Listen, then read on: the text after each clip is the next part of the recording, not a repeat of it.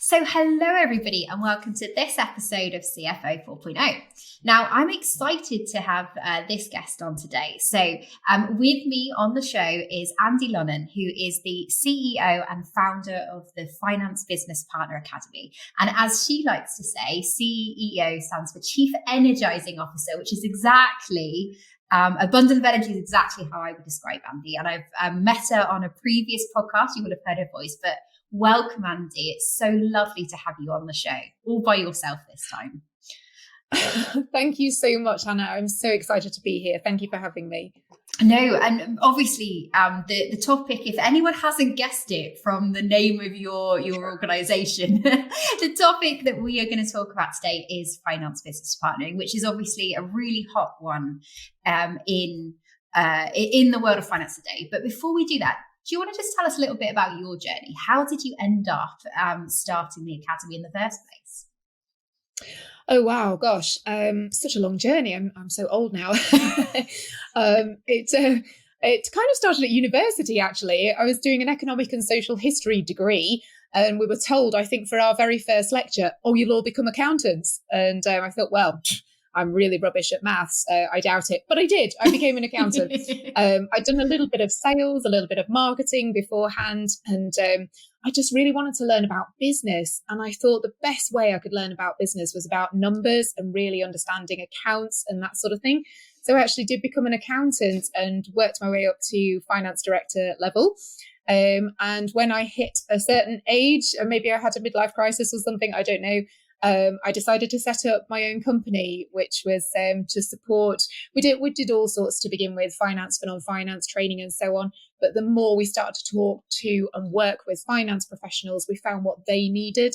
And it was something myself and a team that I've been able to build of fantastic trainers are able to support them with and deliver and really help them, particularly with business partnering skills and all associated skills, so that they can share their brilliance in their organizations.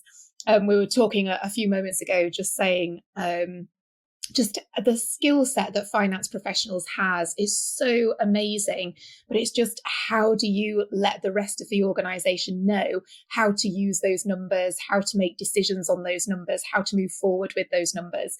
And it is such a privilege and an honor to work with people and really help them just tweak some of the things that they're doing so that they can deliver so much more value in the workplace and really fulfill their own potential. So I've been doing that for 10 years now. So wow. About 20 years in finance and another 10 doing this, working with finance.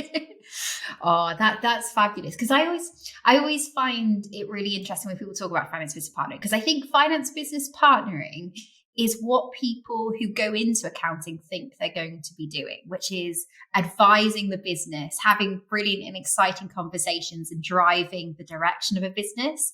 But I think what's really interesting is people that aren't in finance and aren't going into finance, they almost have a different perception of people in finance, don't they? So this is what I find so fascinating. And, how do you see finance business partnering? And how would you describe it to, people in finance and people outside of finance? Such a great question. And you're right, there's still such a disconnect between the organisation and finance and what finance believes are there to do and what the rest of the organisation that believe finance should be doing as well. But that's fine. People can work with that and work on that. So for me, finance business partnering, I just use the title really. To me, it's people using their unique finance skill set, it's that finance knowledge, skills, expertise to work with the business, to partner with the business. And it's astonishing. There isn't actually an official definition of what a finance business partner does yet.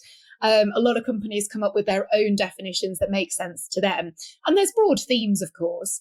And I think one of the best ones that I ever saw was saying that it was to partner with the business, with the organization, to help shape the best decisions and improve business performance.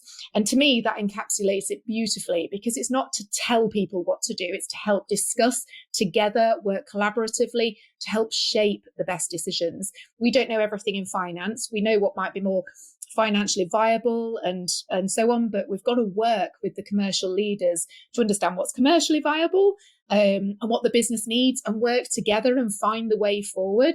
So that real partnering piece, that connect and collaborate piece as well.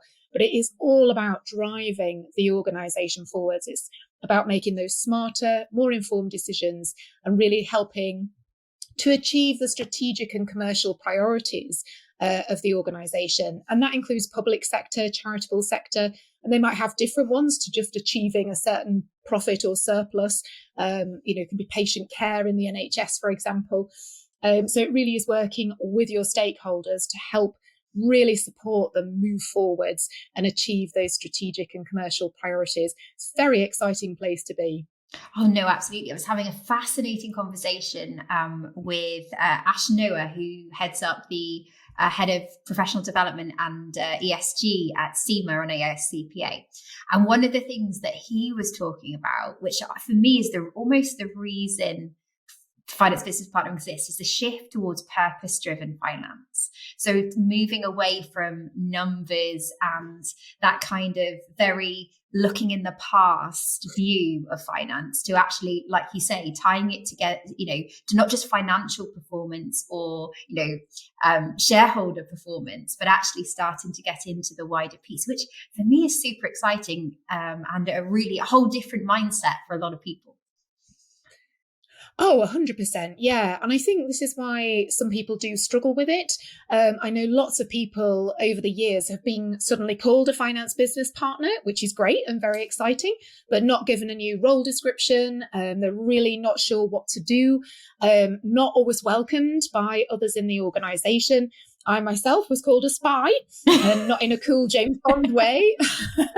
I was seen as someone who was interfering. I was here to cut jobs and things like that. So it really can be a lot of work to build trust and to earn that trust, to show what you can do, to show how you can make a difference, to show that you're on their side. But sometimes you're going to have to say things that are not very popular because that's the right thing to do. So yeah, I think I love that idea of the purpose driven. I think that's brilliant. It just feels a lot more holistic, and that you can look at other things outside of just the numbers. But I think you really need to have that knowledge of finance to really make sensible, sustainable commercial decisions. They need to be grounded in sound numbers, sound financial analysis. And that's the expertise that people can bring. We've just got to connect that with the rest of the business.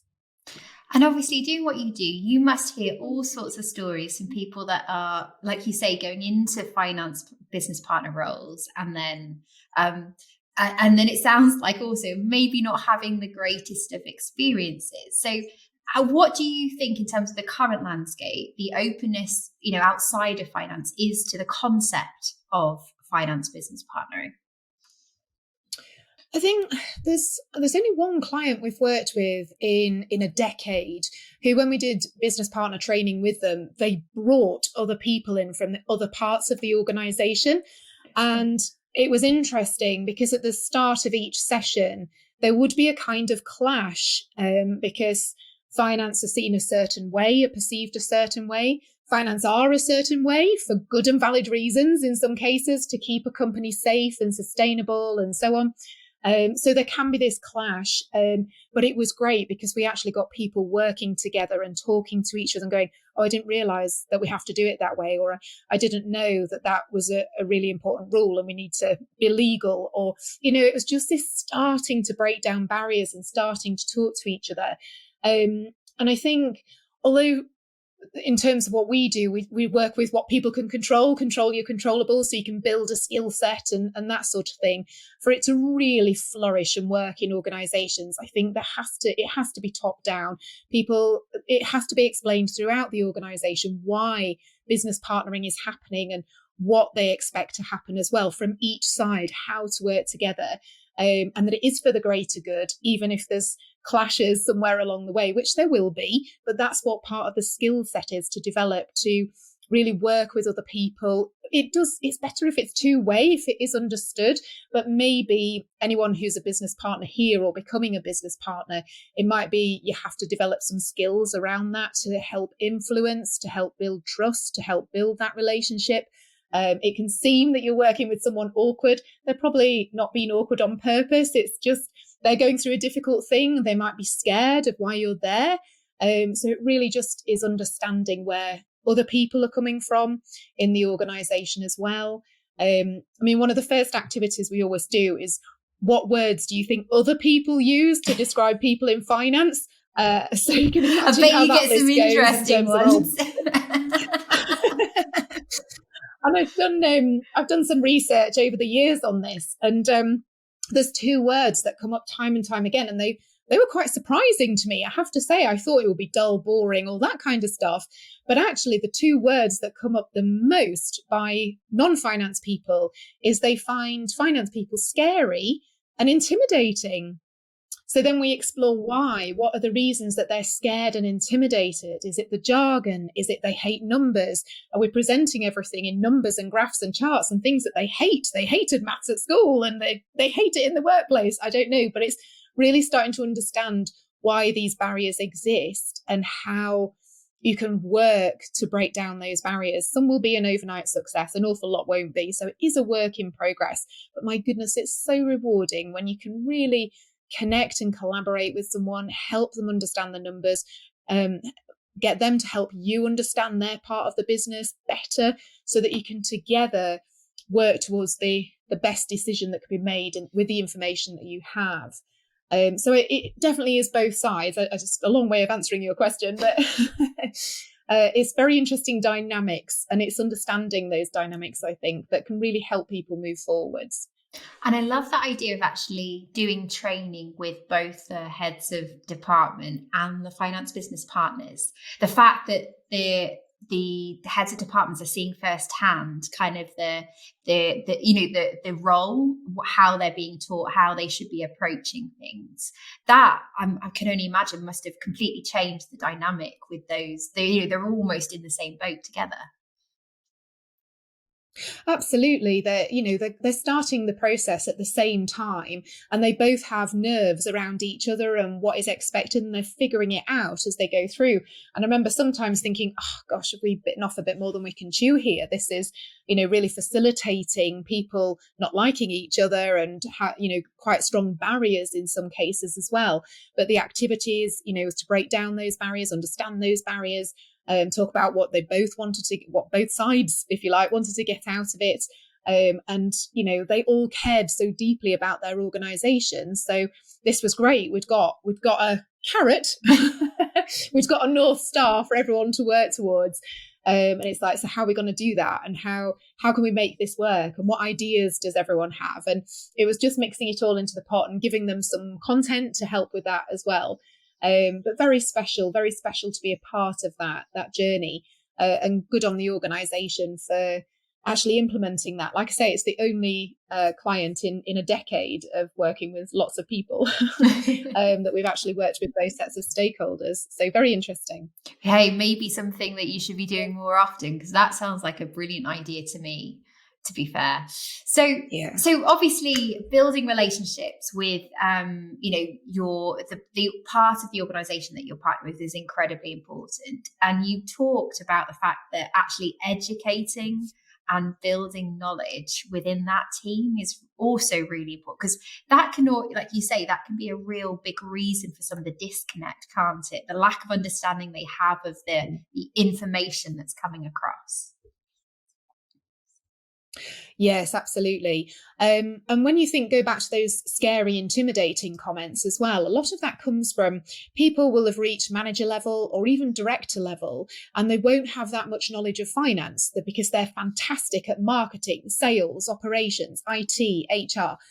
So all these non-finance people have reached these fantastic levels with almost no finance training at all. So finance is just gobbledygook to a lot of people, and yet they're suddenly expected to manage, in some cases, multi-million-pound budgets. And I've worked with clients where people have gone, does the pound sign with an M, does that mean millions? What does the brackets mean? So really, really what we would think as basic things. It was an eye-opener, and I wish I'd have known more when I was a finance director myself, because I would have communicated in a different way. And I actually started the journey of training whilst I was still a finance director. I ran training courses so that the management team could understand the numbers, because I'd started to recognize in management meetings, in board meetings, there just wasn't an understanding of what I was saying. And I was saying all these financy words because that's what my boss used to do and what her boss used to do. And so I didn't have any role models, as many people won't, because we're not taught how to communicate numbers. So it was really having to learn how to not speak in finance and translate into a way that people could understand, and provide training and things like that to help break down those barriers. So then you can have a conversation. If someone is a manager or a director and is really frightened of talking to you in finance because they think, I'm not going to understand a word they say, then they're going to do everything to put off speaking to you. They're not going to have the conversation, or they're just going to sit there nodding, the nodding dog. And we don't want people to feel foolish. It's only stuff they don't know. They're clever people. So it's our job as finance business partners, whatever your role title, to help speak in a way that everyone understands. Forget saying depreciation, amortization, EBITDA. You've got to unlearn all those words that we had to learn, including accruals. And we have to speak in a way that people can understand. And you'll know that they understand because you'll start having a really good conversation and moving forward. So that relationship building, that communication piece, also important to really help those non-finance people so that we can work together, partner, and help achieve the organization's goals. So we've already touched on a couple of example skills that are unique. I think it's sometimes in finance to finance business partners. Now, whether they should be unique is a different conversation, right? But so tell us a little bit about when you see really good fit finance business partners, what are the skills that they have and what are the skills that they've developed? That's such a good question. We were mentioning earlier that I always say that finance business partnering, it's a mindset, it's a skill set, and most importantly, it's the daily actions that you take. It's not necessarily a role title. I've seen people who are called all sorts of different things in finance who are business partners, and I've seen finance business partners who are called that's their role title, who are not displaying finance business partner behaviours and daily actions, probably through no fault of their own, because we all need training in terms of what does that actually mean. So having the right mindset is every day you show up to work is being focused and intentional on delivering value. And by that, I mean just being focused and intentional on working with key stakeholders. So not sitting behind your desks and spreadsheets and everything else, getting out into the business, whether it's remote or otherwise, speaking to people, understanding the business challenges, thinking about how you can help overcome those challenges, what you can do to support with those challenges and so on. So that's the finance business partner mindset. It's been really focused and intentional on delivering value and delivering service each and every day. The skill set, we actually go through as 9 C's. We have a finance business partner formula, and we've been covering them, and I'm sure we'll cover others. So we've talked about connect and collaborate, which is the partnering piece, that building the relationship, building the trust. We've talked about communicating financial information simply, effectively. We've actually talked about clear strategic goals and being a clear strategic thinker. We've talked about commercial acumen, which is the business element of the FBP role. There's also things like being a change agent and challenging the status quo. And for that, it's not just changing the way things are done around here. That includes in finance too. So it might link nicely with the next one, which is computer, digital mindset, digital finance. So it might be automating, systematizing, looking at what technology can help and that sort of thing. We talk about curiosity, creative and can-do attitude. We talk about being calm, confident, in control, a key way to really build trust. And it's amazing how that can easily be forgotten with drama of we've got this deadline and that deadline. So actually, it's giving the perception of being calm, confident and in control. And also, of course, being a competent finance professional as well. So those are all the skills that we talk about. That's built on experience, but it's also from research by KPMG, CIMA, Ernst & Young, PwC, Deloitte. They've all done lots of research, and more have done research on what business partnering actually is, as people are still figuring it out.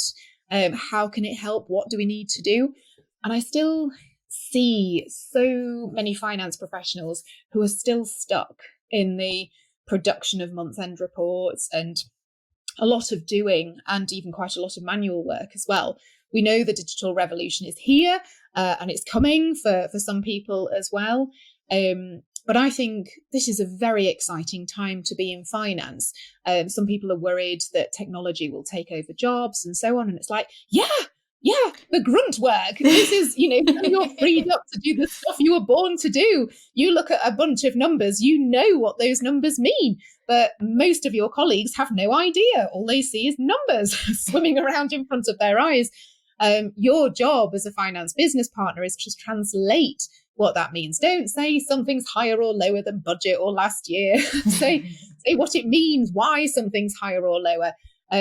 What's the reason? What do you need to do with that information? How do you move forwards with that information? What's your insight? And finance professionals can do this. Finance professionals can spot trends and patterns. And I think because it's so obvious to people in finance, it's easily forgotten that it's not obvious to everyone else. In fact, what did I hear once at a conference? It was a guy who wrote, I think it was called the world's greatest accountants. I can't quite remember. That's terrible. But he was saying at this conference, what is ordinary to you, finance professionals, is extraordinary to everybody else. And I thought, wow, that is so true, isn't it? We train for years to become accountants, and it becomes natural to us. The language is natural. Looking at numbers is natural. Spotting, you can spot an error a mile off when you get used to it. You're trained in it. But our non-financial colleagues don't have our years of training and qualification and experience, nor do they need to have, because it's our job. It's the job of finance professionals to translate what those numbers mean for their non-finance colleagues and how they can use this information to move forwards. I get very excited about this. As I always say that, isn't it crazy that people in finance spent years literally studying the reasons behind numbers, the why behind numbers, yet they spend all of their time typing numbers into spreadsheets. Right. And I genuinely sit here and it was half the reason I started this podcast was that it's just a waste of great talent. I think that's the problem with finance today, is that we have all these amazing people that have this deep, commercial knowledge, this deep understanding of what makes the business tick. Yet we are making them do things that don't add value and almost cheapens finance to the rest of the organization, because all they see them as the person that says no to that invoice hasn't been approved, or is that rev rec in the right month, and is it deferred post it, whatever the scenario is. And I think for me that's why I love what I do, because my job is to obviously free up that time so that amazing people like yourself, Andi, can go out and build these finance business partners of the future. And for me, that's one of the challenges, right? So we have all of these people and as you say, the digital revolution is here. It is, it's coming, it's here and it's moving at a pace. So we have all these people in finance that could potentially move into finance business partnering roles. So what do you see when you're advising CFOs, finance leaders on, getting the right people into role? What do you look for or advise CFOs to look for in their finance business partners within an organization? We actually have like a self-assessment document. So we use the 9 C's skill set and we have 5 behaviours under each one. And we ask people to score themselves and their managers to score them as well. And then give some evidence behind each score. It's really easy if you're doing a score of 1 to 5, 1 being terrible, 5 being I'm amazing, to just tick everything because we know what we're supposed to be good at and what we'd like to be good at. So it's finding that honesty and finding the evidence. What evidence do you have that you're spending time with stakeholders, that you're really deeply understanding the business that you're working in? I remember We call it From Bean Counter to Business Partner. And that came out of a trade journal interview that I read about 20 years ago with a finance director who said, well, we're always going to be called bean counters. Make that stand for something. Go and find where those beans are grown, really get under the skin of your organization. And people might go, yeah, I'm a 4 or 5. But it's like, what questions have you asked about your organization? Who have you spoken to? What information, what business plans have you read? How can you demonstrate that you have this commercial awareness? And then how do you demonstrate that in your daily actions? How do you demonstrate that commercial awareness, for example, in your emails, in your discussions, in your reports, in your presentations? There's no point saying I have this skill and then not using it in the workplace. So I think it's people who can demonstrate the evidence. I get lots of people saying, oh, I'd love to go for this finance business partner role, but I can't because I haven't been called a finance business partner. And it's like, let's explore what evidence you have of how you have partnered and how you have made a difference. And 9 C's is quite a lot. So you can find areas where you're really strong and areas where you're less strong, and then think about how you move forwards yourself with that. I would say, I think it's great to work on your strengths, really. We're so often told, work on your weaknesses. And maybe you need to, maybe there's some training needs there, but maybe those gaps can be filled by other people who are strong in those areas. If we work where we're strong, then we're a lot more in flow. We feel a lot more energized. We're a lot more productive. We're a lot happier. So the more we can stay in our strengths, the better we can be for that, whilst being mindful that there are other areas to grow and develop.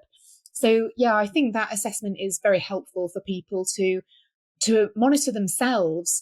And it's interesting to see where their managers put them as well, because sometimes the managers think they absolutely rock at something that they don't think they do. In other areas, their managers can go, I don't think that's your strength at all.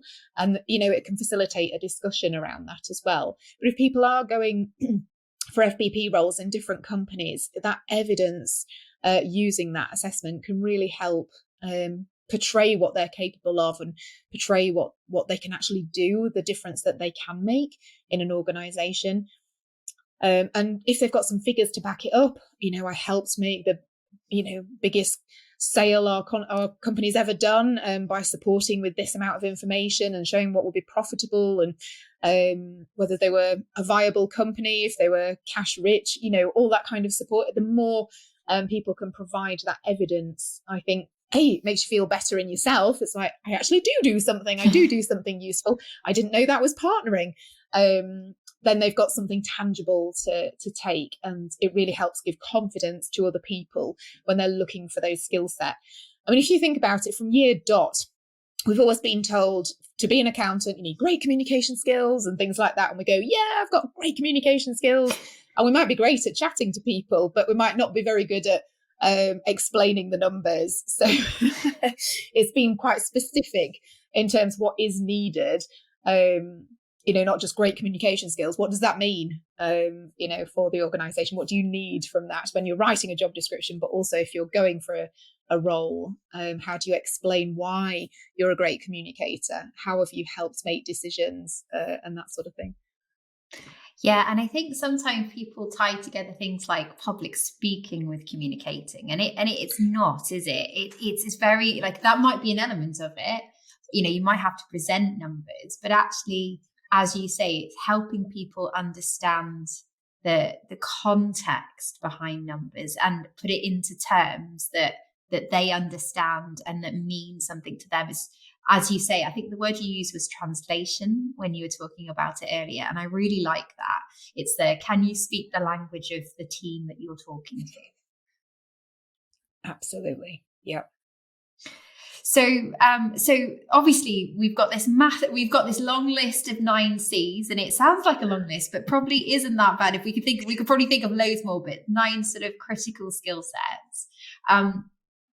Now, interesting question for you. Obviously, you do this a lot. You work with a lot of finance business partners, and I've had some interesting chats over the years with people that say that actually they've taken people not just from finance, but people from different backgrounds and different ways of working. So what's your thoughts on that, Andi?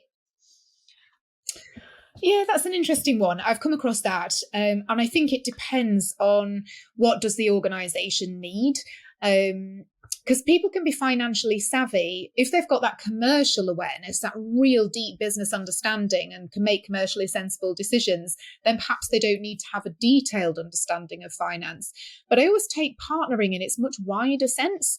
I think you can be a finance business partner but not know detailed information about tax and VAT and IFRS and that sort of thing. But you need to partner with people who do know that stuff. So I think I got this from a business program. Who do you know who is something that I'm always encouraging people. Who do you know who can help you with that? If you're meant to be advising, whether, I don't know, a simple example, whether you should lease or buy something, and you're not entirely sure of the tax treatment and what's going to be the most effective decision here for the organization, I use that as a simple example, you need to have built that relationship with people in tax already so that you can go to them, you can speak to them about it and get the information you need. And you become, again, that translator. You're translating techie finance stuff into something meaningful for the rest of the organization.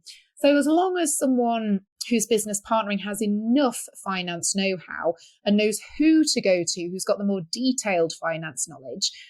I'm just thinking of Richard Branson as I'm talking about this. He's not a business partner, of course, but he just knows who to speak to about anything that he needs to know, and he can gather that information and move forwards with it and make decisions with it and so on.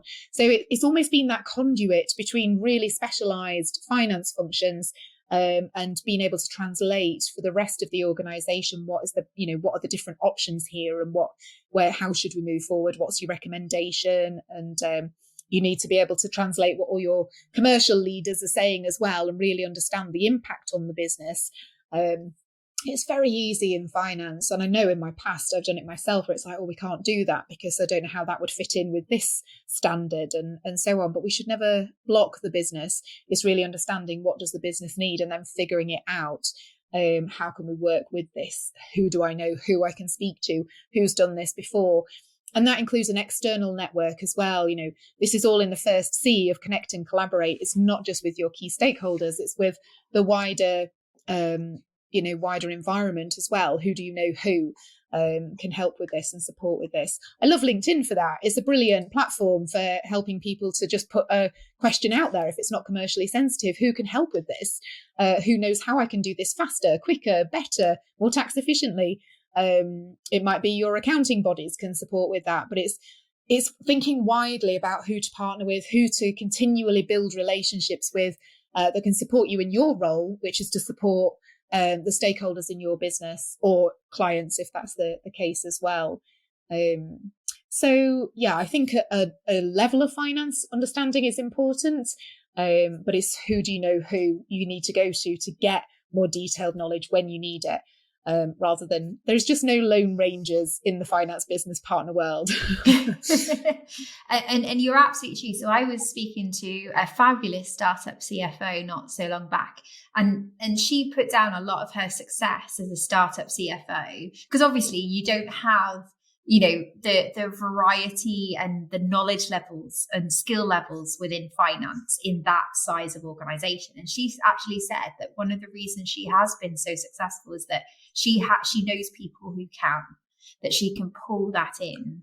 She can have those conversations. And I think that is so true, regardless of the level that you're at and the size of organization, it's either an internal person or an external person to shoulder tap and ask those challenging questions. So I think that's a great suggestion, regardless of whether it's somebody that comes from finance or somebody actually in finance as well. So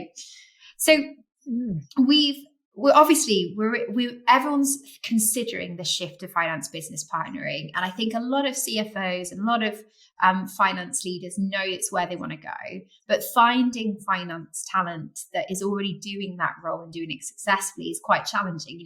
Let's take away the fact that we're in a really challenging labor market. We've already got a lack of knowledge about how to finance business partner in the in organizations and in the workforce.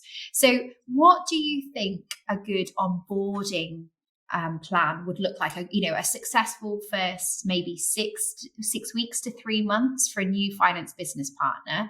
How should CFOs be setting their new finance business partners that perhaps haven't done that role before up for success? What does that look like? Oh, that's a fantastic question. I think firstly, just that step back is recruiting people who have the right attitude. I'm up for this. I'm enthusiastic. I'll do whatever it takes. I'll learn. I'll absorb. I'll give it a go. So it's having people with that, that mindset of, I really want to do this and I want to do it well. So that the attitude has to be right. I think I'm a big fan of the first 90 days kind of plan, which I think people need to have. And it's a good idea to discuss that with what are you expecting from me? And then sitting down perhaps together to think about the onboarding is like, who do you need to speak to? Who do you need to build relationships with? What questions do you need to ask them? Looking at what technology you've got, what software do you have to facilitate this role, or what department is doing that work for you? Because you don't really want people who are doing the month end trying to business partner at the same time. You need to be those translators. You need to be adding insight. Although for many people we work with, they are trying to do that dual role. So we go back again to control your controllables, look at the skill set that you can use, and so on.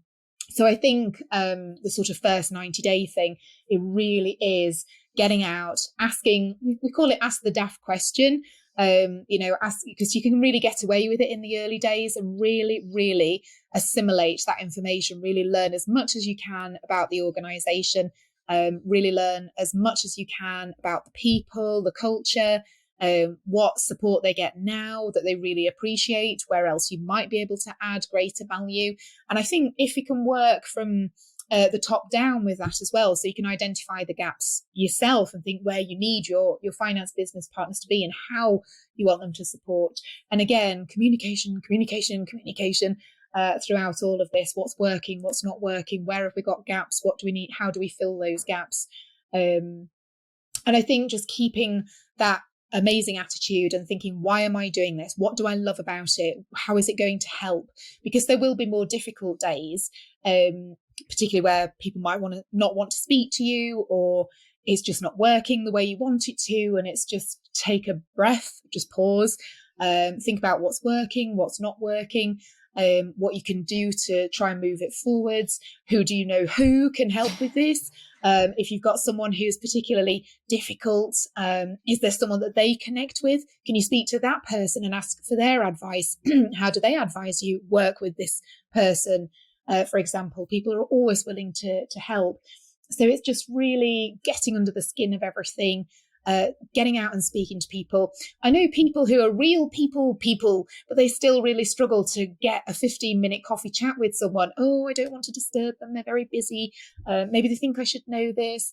There's still nerves about getting out there, but once you do it, just keep, just do it. Literally, is that a Nike quote? Just do it. Because that's where you learn, that's where you build the relationships. You have to get out from behind the desks and the spreadsheets. I know it's great to do that, and it is more of a comfort place for many accountants, and accountants have to meet deadlines and are very busy, but that getting out, even though it can be a challenge, even though it can be difficult, is the most important thing to really, so that people know who that they're speaking to, build that trust, they know how to contact you, and everything, so that you can really start to collaborate and work together as true partners to help the business move forwards. I hope that answers the question.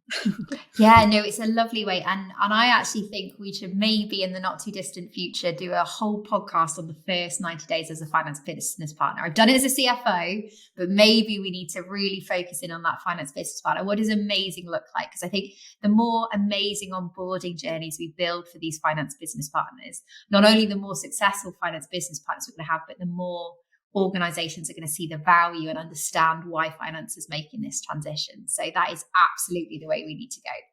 So I did say, Andi, for those that are listening, I did say at the beginning of this podcast and before the podcast that this time was just going to disappear. And as I predicted, it has. So to round us up, Andi, would you just give us a quick summary of those 9 C's, those important characteristics of what makes a successful business partner?